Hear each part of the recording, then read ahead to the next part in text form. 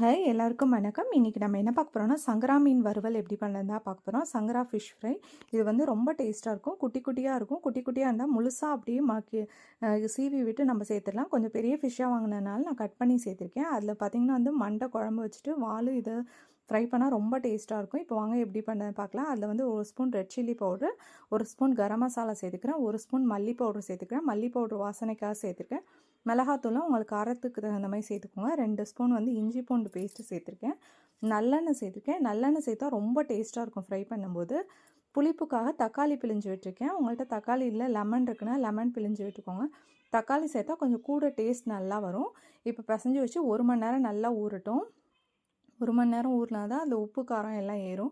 இப்போ வந்து 1 மணி நேரத்துக்கு அப்புறம் நம்ம வந்து ஸ்டவ் ஆன் பண்ணி பேன் வச்சு எண்ணெய் சேர்த்து எண்ணெயில் ஃப்ரை பண்ணி எடுத்தால் நம்மளோட சங்கரா மீன் வறுவல் சூப்பராக ரெடி ஆகிடுச்சு. கண்டிப்பாக நீங்களும் வீட்டில் ட்ரை பண்ணி பார்த்துட்டு எப்படி இருக்குன்னு கமெண்ட் பண்ணுங்கள். தேங்க்யூ.